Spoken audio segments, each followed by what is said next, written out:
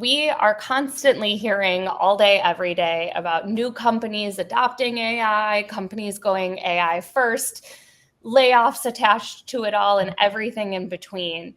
But I don't think that there's a ton of conversations happening about the organizational side of artificial intelligence and how that's impacting our success or lack thereof as we implement these tools.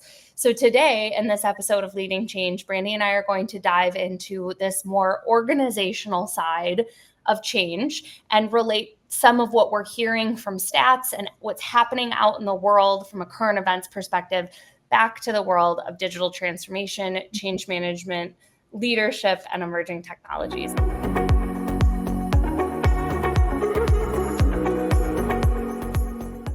If you're enjoying our content, consider subscribing to our channel, giving this video a like, and dropping a comment. We personally respond to every comment that we get because we enjoy having a conversation with you. But before we get into our whole discussion, Brandy, can you give everybody an introduction? Yeah, thanks so much for having me, Emma. I'm Brandy Ferrer. I'm the founder and CEO of Pathfinder Strategies.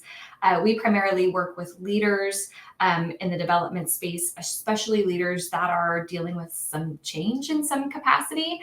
We also do a lot of work around team alignment and supporting organizational culture as well. Well, I'm super excited to have you here for this discussion and to give everybody kind of like a little bit of a background for the lens that we're taking at this. We were reviewing an article from Harvard Business Review, and in that article, it had some stats that I think I want to dive into today. But I also think it's important to put this into the context of maybe what other people are hearing from different sources. So, the big headlines all over the place was that MIT announced that 95% of AI pilots, specifically Gen AI pilots, have been unsuccessful or were deemed failures. And I know that there's a lot of people that, one, grabbed onto that and were like, see, AI, of course, doesn't ever work. And then there were other people that were like, well, of course they are saying this. They want you to fear it and or like not think it's successful. And the back and forth there was a lot of skepticism around that kind of like massive number of failures. But within the Harvard Business Review article, it does say that at least 45% of the leaders that they interviewed had an ROI that came back lower than they anticipated. Mm-hmm. And I think it was something like only 10% of leaders said that they had the ROI like that exceeded expectations. So it's not impressive, just to lay the groundwork there.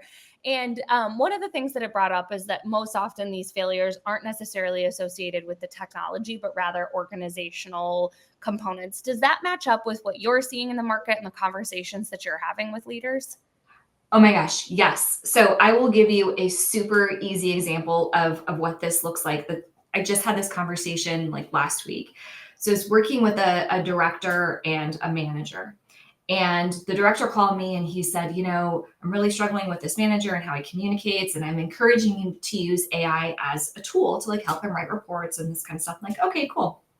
So I get on a call with the manager and the manager's like, well, let me tell you what actually happened. I did use AI. And then my director told me that wasn't what he wanted. So you've got this director who's kind of like, just use AI. And this manager who's like, well, I don't really know what you expect me to do because the information wasn't coming back 100% accurately. That director wasn't communicating very effectively. So it was very much like, yeah, just go use the cool thing without any good direction on what that should look like. Well, and there's probably a little bit of irony in there in the fact that like the director wanted the manager to communicate more effectively, but was doing poor communication and telling him to go use the technology to solve the problem. Right. But I think that this matches up really closely with a lot of like what I'm seeing too, like especially some of my early videos where I started to talk more about this AI first mentality. I like probably a little over a year ago heard Yum Brands come out and talk about it, that they were going to become AI first. This is Pizza Hut, like, the company that owns all of these restaurant franchises. And I remember being like, okay, Taco Bell, how are you going to be AI first? Like that doesn't even make sense. And so it kind of became a hot button for me at that point. And then it settled down for a while and I hadn't heard a lot of communication about it. And then there were a couple of other big brands that came out, and there were some messages that were leaked. And so I started to kind of like create more content about this idea that I thought was just like very silly from the beginning. Mhm. And I did not know that it was as big of a hot button issue. And I just hadn't been hearing about it until I started to create this content. And I realized how wide reaching this idea of like AI first had become. Yeah. And some of the comments that I got from people were like, yeah, we just had an all hands meeting. They told us we're going to be an AI first company. We all need to be prepared for it. We all need to be open minded. But IT has not approved a single platform for us to use yet. Mhm. And, you know, so it's like all of these weird, like, listen to what I say, not what I'm doing messages coming from leadership tied to the way that they're approaching the technology, Mhm. which then in turn, of course, leads to organizational like conflict when you as a leader can't give your team clear guidance on how to execute against your directive. Right. Yeah, it's not enough to be like, "Oh, the new cool thing is here, and let's just get on board with the new cool thing," even though it hasn't been approved in any way, shape, or form by the technology department. And these things that we tell people, the things that leaders tell people, things like, "Well, just be open-minded and just be prepared." I don't know what that means. I Yeah. have no idea. And the article, I'm sure going to get to this, but the article kind of talks about that. Like, how is this going to affect me? What specifically does this mean for my job? And without those basic questions being answered, you cannot roll that initiative out, because what do we do when we don't have enough information? We make stuff up. Mhm. And it's never like, oh, this is going to be sunshine and rainbows. It's always gloom and doom kind of stuff. Oh yeah. Well, because and that's actually a really good point to bring up too. There's one comment from TikTok that lives, I think, rent free in my brain. And it is, I've pulled it out and I use it in presentations all the time because it was like, if you cannot explain the why, it's because 9 times out of 10, it's bad for us.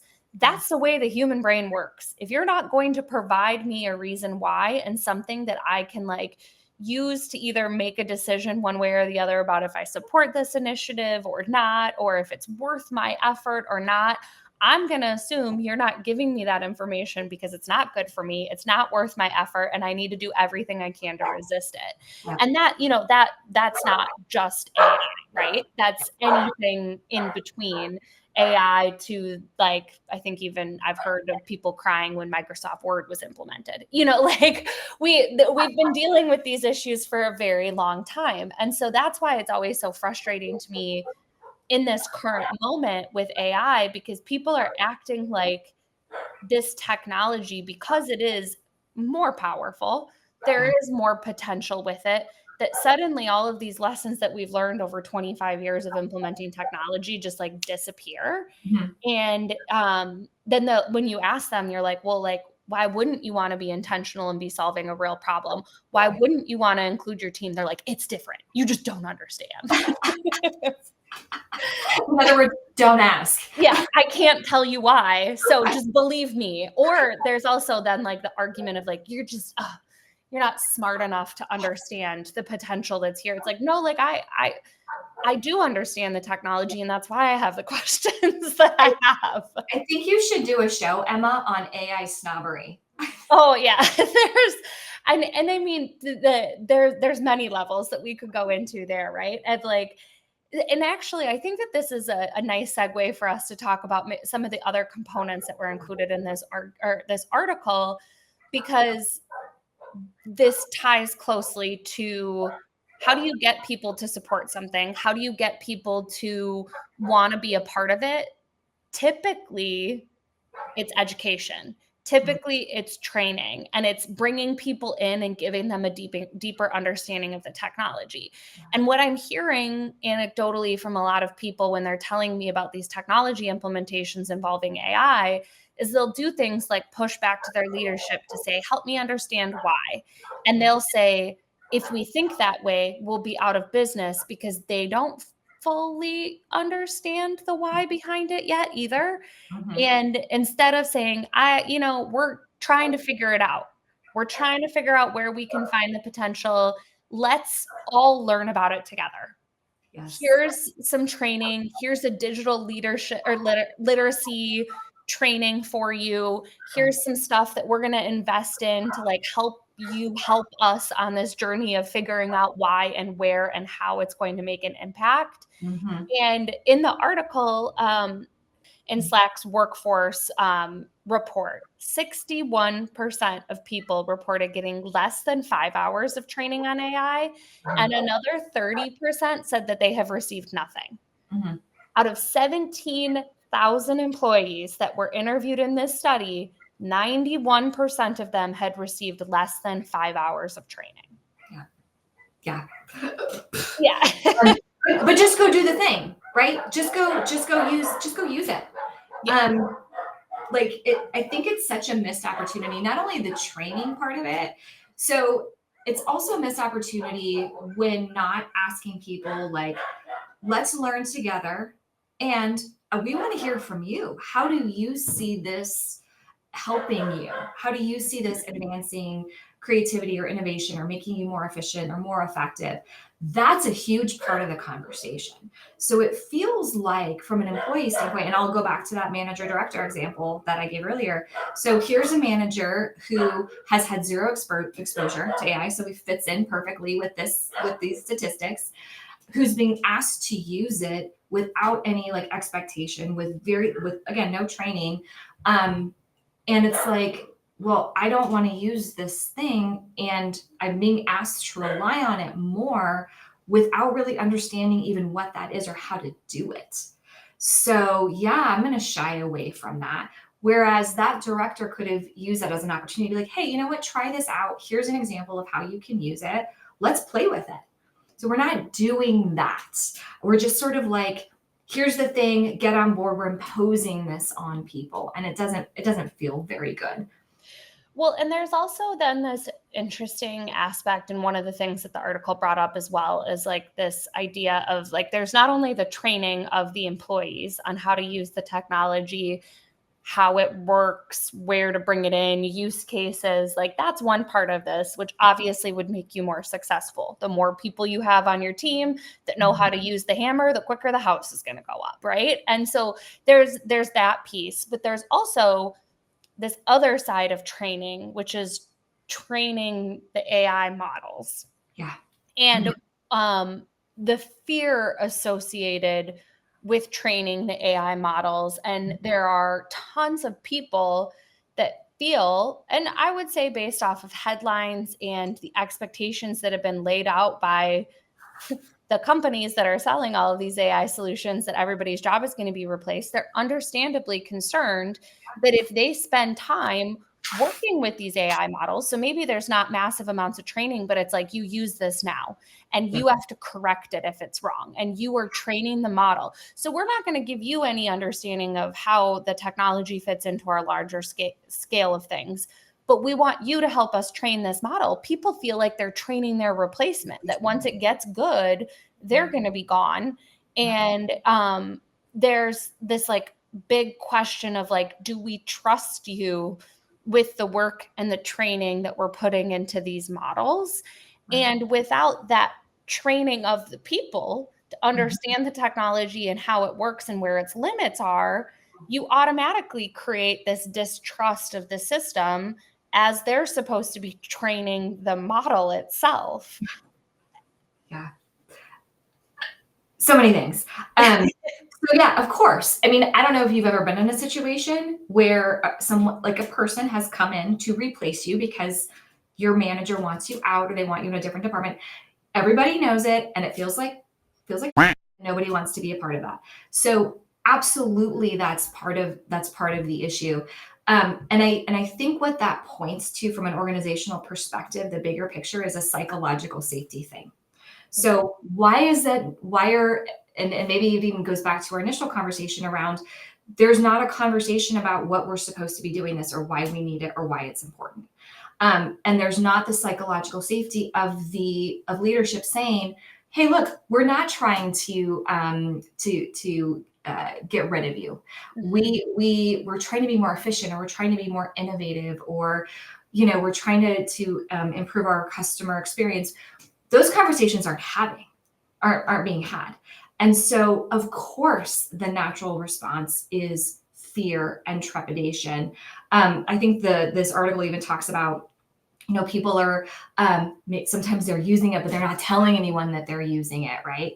So yeah, no, that's a real thing, and without that psychological safety, without feeling like, okay, can I have this question with my manager about what this really means and what the long-term effects of this are? We are going to fall back on that as humans.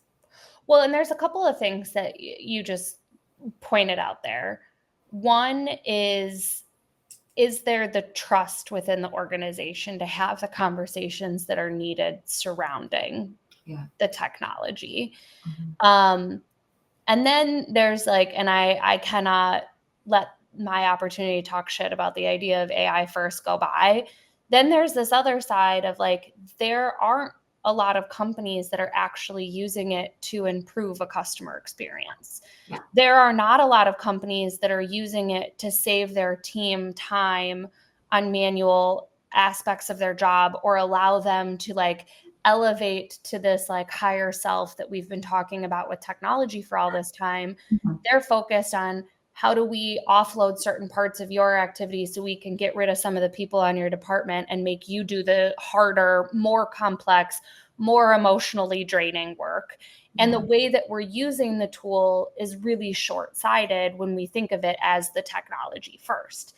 And so like just inherently, when you go out and you say, we're an AI first company, you're telling all of your customers you don't care about them. You're telling all of your employees that you don't care about them and the value that they're bringing forward.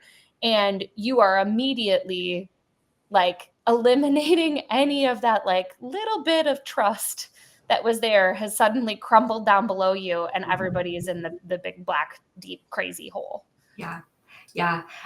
I feel like when it comes to AI adoption and these AI first pushes and announcements, and it feels like everybody went to the same conference. All the cool kids went to the same conference, and they said, okay, this is what we're doing, and we're the cool kids, so we got to bring it forth first. And don't worry that we don't have everything ironed out, and don't worry about like everything else. Just you got to do this thing.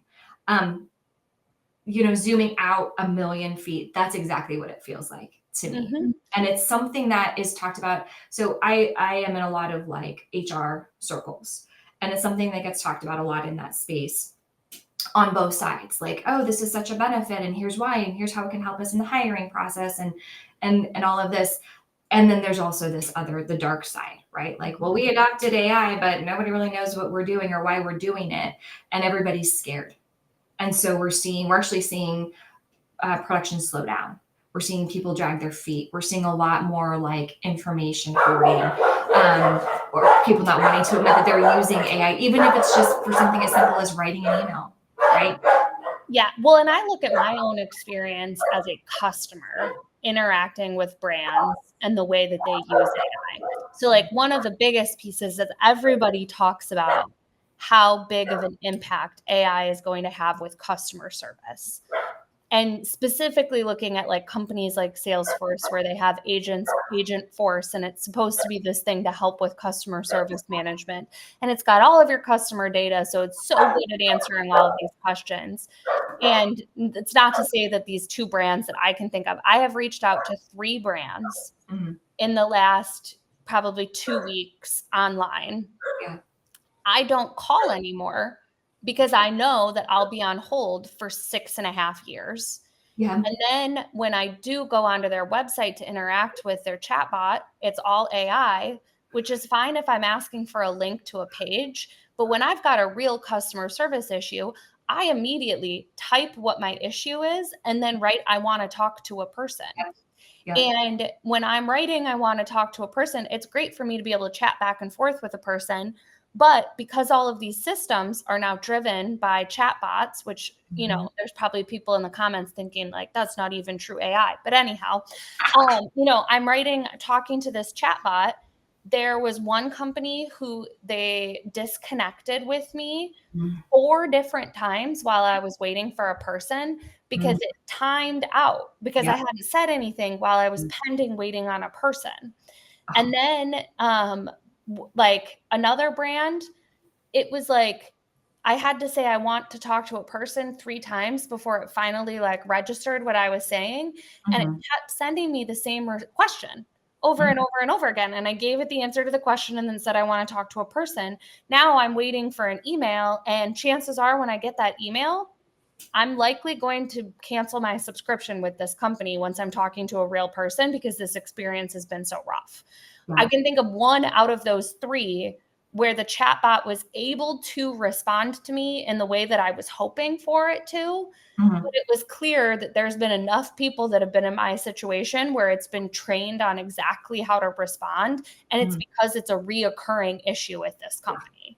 Right. And it didn't make me any more loyal to them. It just like actually made me be like, oh, okay, they care so little about this that they've trained this bot to say this like regurgitated response, and Mhm. it's actually like a critical failure of their product. Like Yeah. I'll give everybody it's a very sad story. I lost my Aura ring.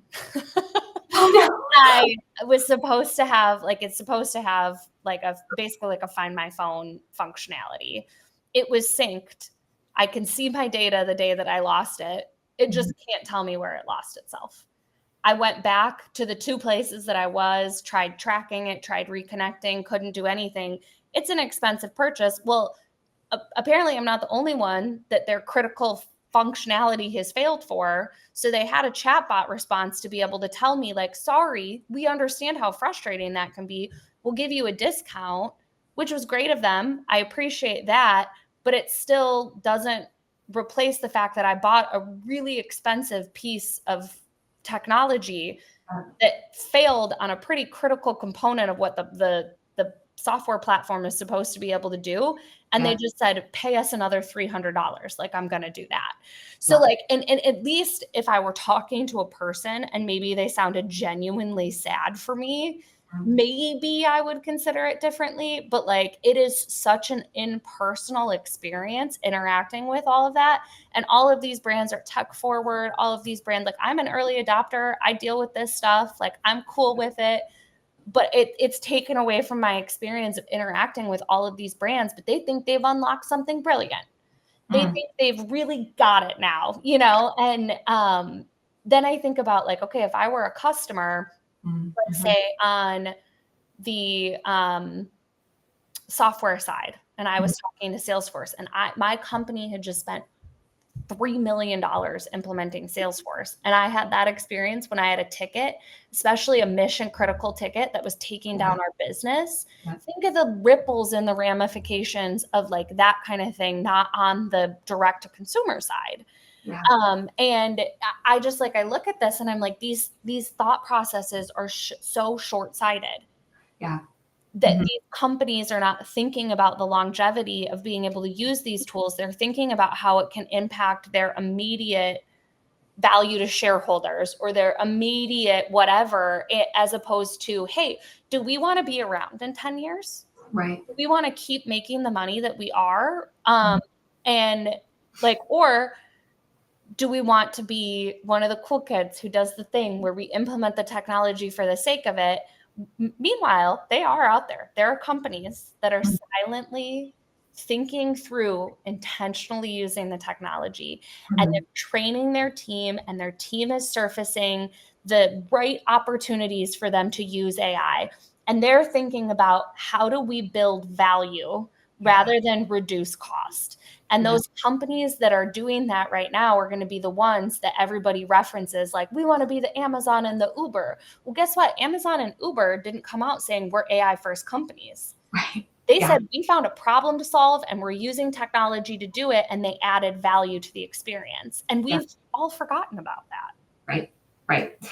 Well, those are going to be the companies that you're talking about in 5 years from now. Yeah. And what you have described about your whole aura experience, I think you've just described like everybody's pet peeve in life. One of the things that I've noticed recently, I probably in the past 2 years or so, is that companies are now offering packages where you can get the upgraded version to be able to talk to a human being. And it makes me, it like, part of me is really pissed off about it because why did we go away from that to begin with? Right? It was sold to us as customers as, oh, it's going to make things easier and more efficient, and you don't have to wait on hold. It hasn't done any of the things to the point of your story. Has it saved companies money? Probably.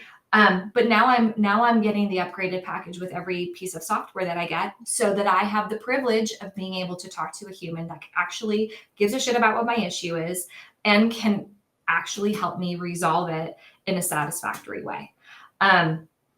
And I think that anytime, going back to your point about the opportunities, I think anytime that we have a significant moment of change like we're in now with AI and adoption, there's always these opportunities that are not obvious, right? There's always, a group of people following the cool kids bus that's like, oh, there's a gap that's being left. And it is the customer experience, or it is human connection. Mm-hmm. Especially in the workplace, but I won't soapbox on that. And what is the opportunity to do that? So I think you're spot on that those companies that are quietly building and building meaningful approaches and frameworks and how they're using this, not just using it as an overlay, not just using it as, a race to the bottom in terms of cutting costs. Those are the companies that we're going to be talking about and wanting to do business with in the future. Mm-hmm. Well, and I think I will kind of open up your soapbox a little bit here when you talk about like organizational dynamics and interacting with one another and employees.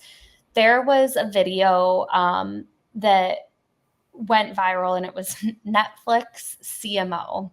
And she was talking about, somebody asked her use case for using Gen AI. Mm-hmm. And she thought it was the best thing in the world for her to tell everybody on stage with a microphone in her hand, being interviewed by a large like TV, like network, that, oh, well, she actually logged in 19 minutes before the cutoff date for all of her performance reviews and 360 reviews. And so she just used AI for all of it. And how isn't that brilliant? And she had the smuggest smile on her face. And I made a video being like, hey, okay, let's go back to your example of manager director. Mm-hmm. Maybe I come across too curt and I need to soften my language to deal with someone specifically. Cool. Use case for AI to pretty up my language so I don't come across so aggressive. Or maybe I have the flip problem. I have too much of an issue with using passive language. I want to sound more assertive. I'm going to ask AI to help me with that. Even let's go down the route of, I've got tons and tons and tons of notes or things that I've been keeping track of for the last 6 months that I ask AI to help me organize. Completely okay. Yeah. When you've got multiple like reports that you have to do, or 360 reviews that you have to do, you've got 19 minutes to do it. You're not like, if you're going in with those 19 minutes, you haven't been keeping copious amounts of notes.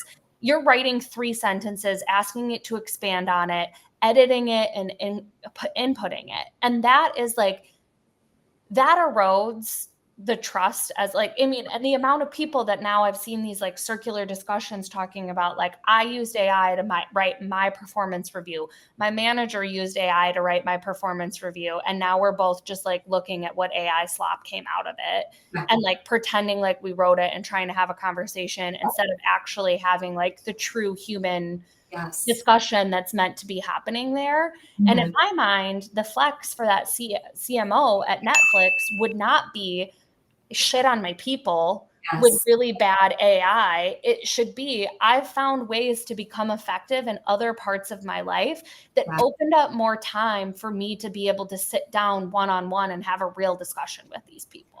Yeah. Yeah. Oh my gosh. So many things I want to say.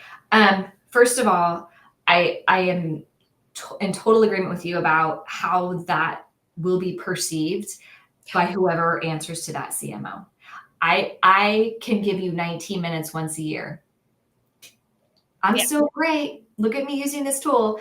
And I'll just kind of zoom out a little bit and not focus solely on AI, but on technology as a whole. So I've been in this space now for almost 15 years.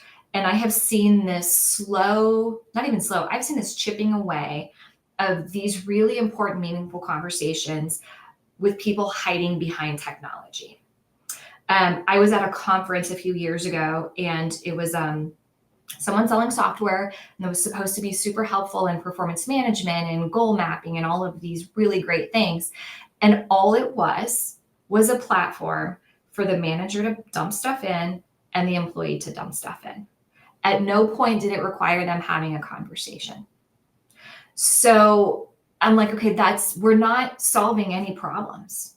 We're not even talking to each other. In fact, we're getting further and further removed, because now what AI has allowed us to do is not only are we not talking to each other with any kind of consistency, and we're probably not talking to each other face to face, but now we're not even talking to each other in our own language. We're not even talking to each other in an authentic way.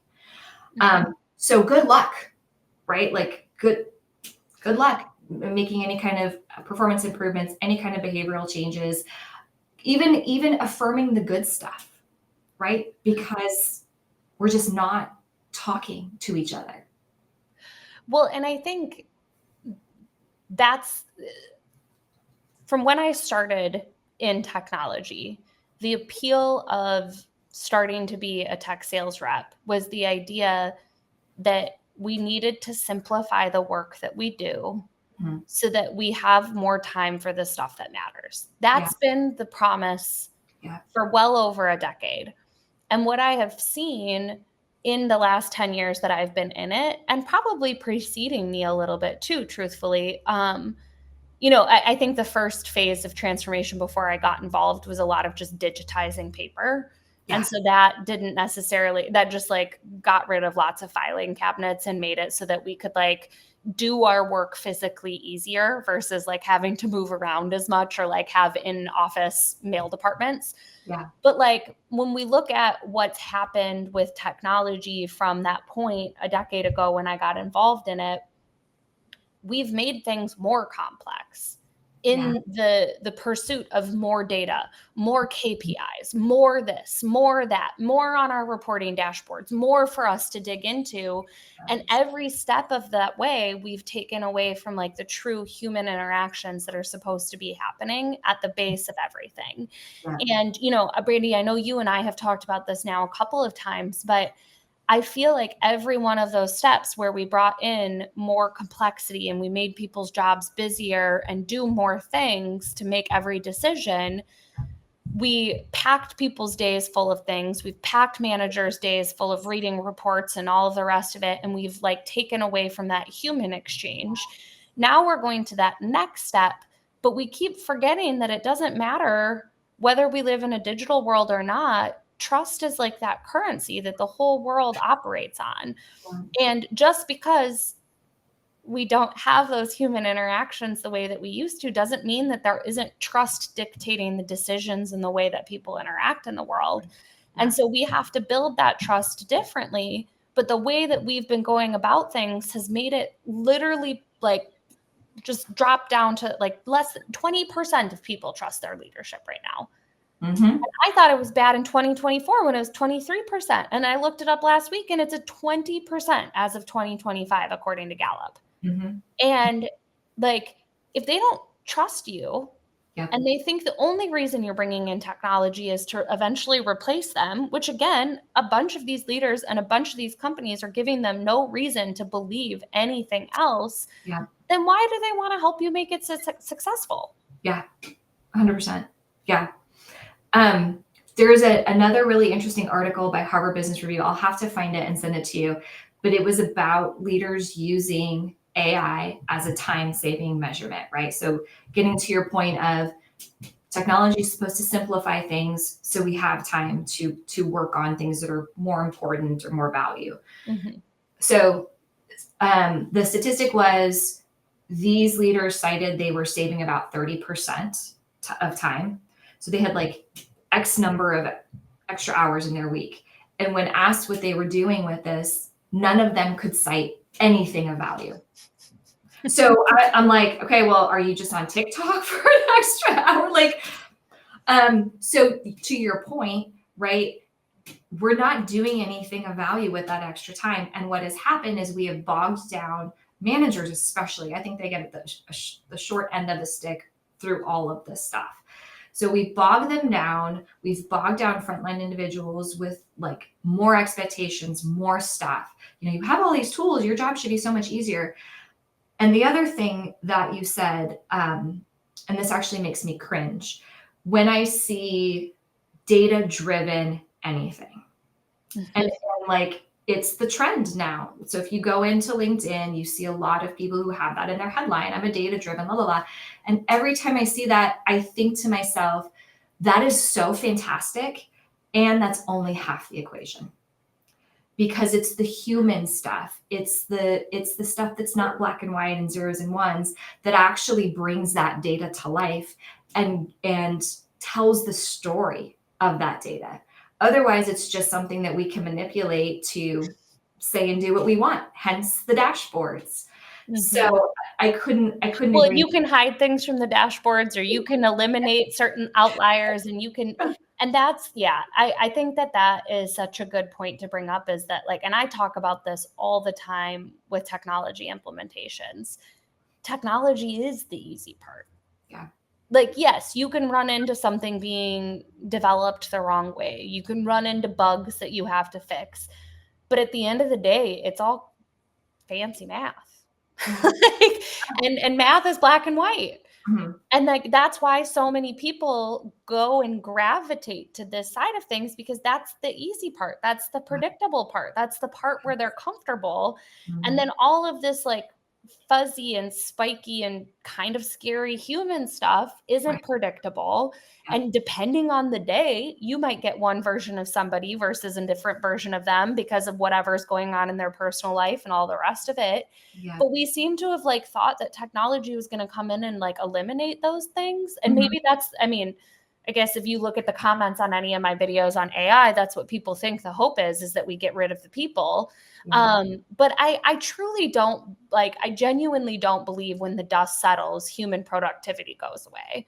There's just like the question of who's going to buy the things that are created by the AI and whatever else if we get to that existence, right? But also there will be a point where we've worked through this hype. Mm-hmm. And we figured out where to bring it in. And we figured out how to reposition the way that we work, and probably reposition the types of companies that we're working in to make all of this work. But like, how much pain do we have to go through before we reach that point is what I'm struggling with. And like, I think the last piece that I want to touch on with you, Brandy, from this article is kind of some of the hierarchical disruptions that are coming. And I think that this is tied to this idea of like eliminating people or layoffs that are coming from AI. So just recently, Amazon laid off 14,000 people. When they made the announcement, they kind of said it was in the name of AI. They got some pretty substantial backlash from that. So they came back out and they said, listen, it is and it isn't due to AI. Truthfully, our organization had too many layers. We were not agile enough. And in the age of AI, we need to reposition ourselves to be the world's biggest startup. And basically saying that for them to be able to effectively use AI and get its value, they needed to flatten the organization. I'd love to get your viewpoint on some of this, like, disruption that we're seeing to like the hierarchies that we know within the corporate world today, and what you think might happen there. Yeah, I think it's going to be really interesting. AI is an interesting scapegoat. I think we're going to see that trend happen more and more, where companies are engaging in layoffs for whatever reason, but they're using AI as an excuse, which just continues to perpetuate the fear. As far as the hierarchical part of it goes, I think one of the interesting things that will happen is,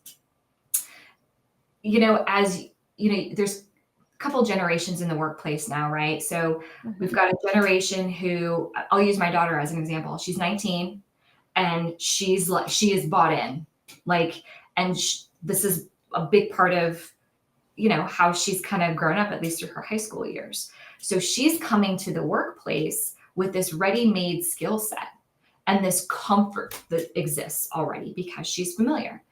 Now she's in the same working environment as people that don't have that level of comfortability and haven't grown up with that, and don't really feel comfortable at using it. So I'm envisioning a future where, you know, the today's generation who has this level of comfort is promoted much faster, and you know their skills are valued.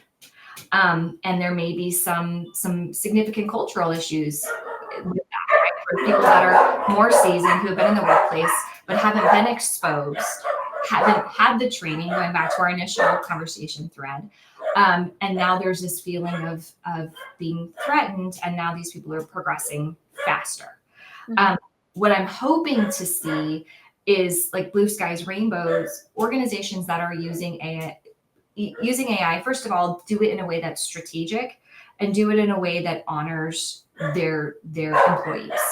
And that means training, that means incentivizing the use of those tools, and answering the $1 million question of why are we using this to begin with.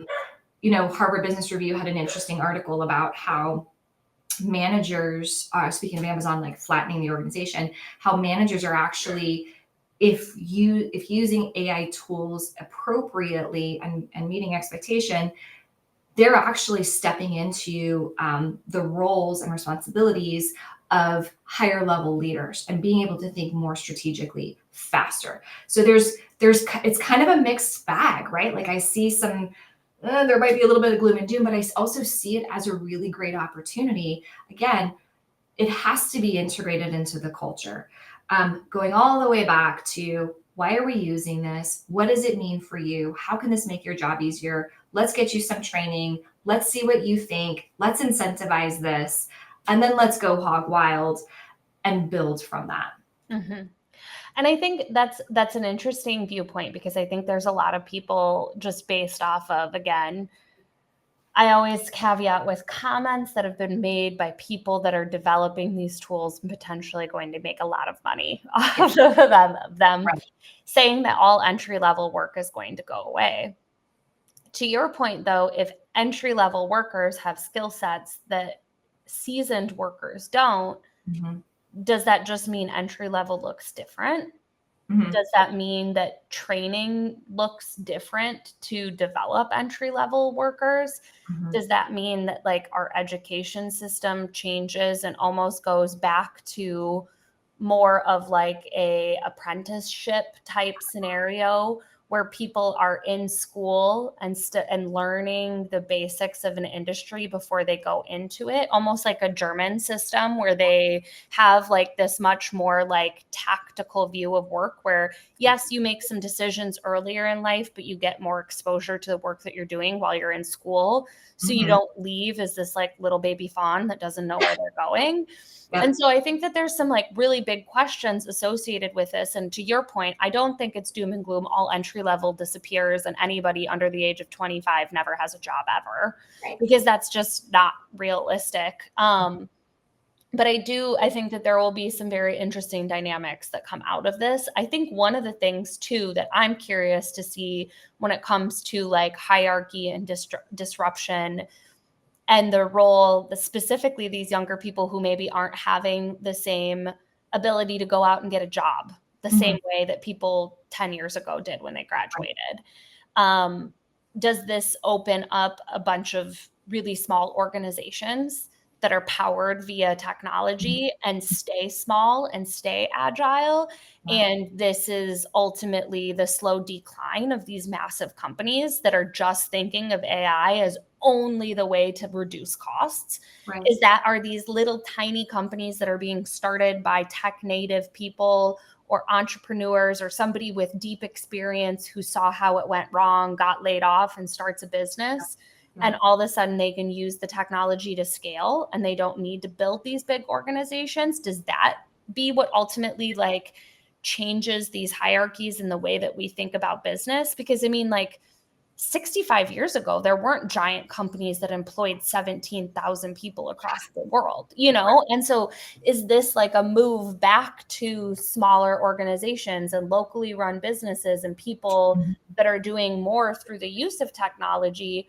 Or does it end up being this like kind of like even more growth of these giant companies, which I think a lot of people will only look at that as the potential. But I Yes. see both of those options Mhm. playing out. Right. Realistically, it just kind of depends on how people decide to embrace it and who goes for the value versus the cost savings. 100%. 100%.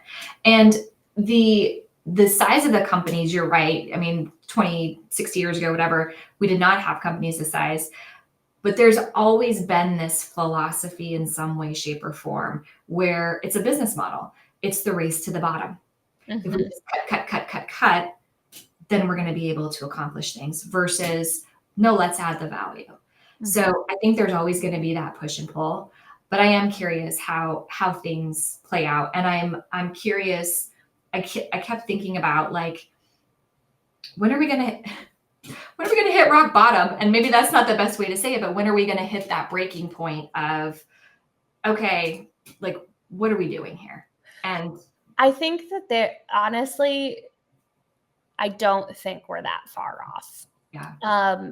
When you look at like and I've done other episodes of this as well, like when you look at like some of the economic side of like the circular deals that are happening within AI right now, there's a lot of speculation, even like calls coming from in the house with Sam Altman saying like, yeah, I think the hype is out of control. Like that like couple $1 billion that's floating around these same companies announcing new like partnerships, that plays into it. But also when you look at the Gartner hype cycle, Mm-hmm. generative AI is already into the trough of despair.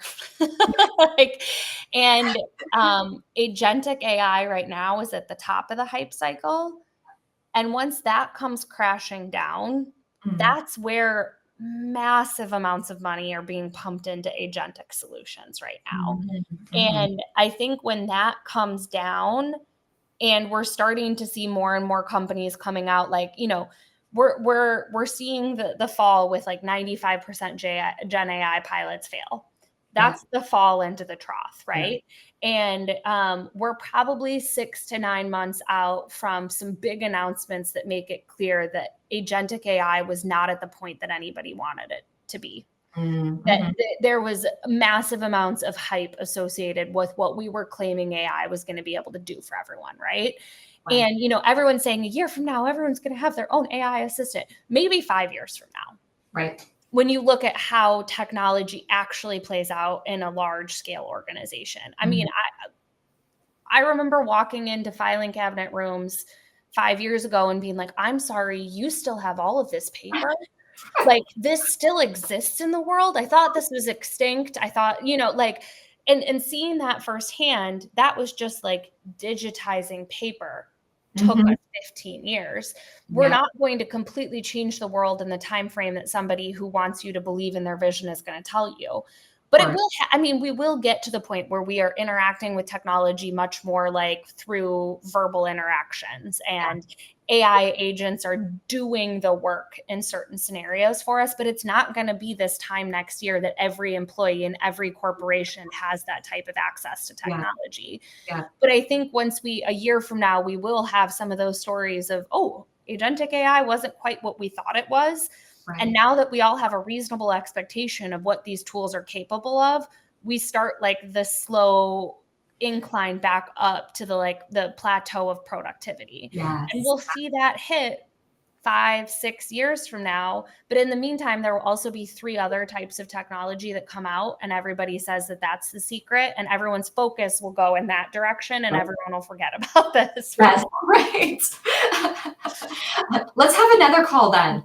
Yeah, exactly. We'll revisit a year from now. It'll be an annual tradition, and we can kind of see where we're sitting and what technologies we're talking about. But I mean, I really, from my own career, looking at things like and I have a video right now that's joking about this, but like I haven't been around the block that long in the grand scheme of things, but the amount of hype and terms, like I did it for Halloween and I did it as a joke of like, you know, here's our reoccurring nightmares from like the adult version of Halloween. But like mobile first, like QR codes were even one of them at one point. Oh my gosh, yeah. RPA, like robotic process automation, and like the cloud first, cloud native, microservices. Every couple of really every year, basically something else comes out, and that becomes the new shiny object that everyone shifts to.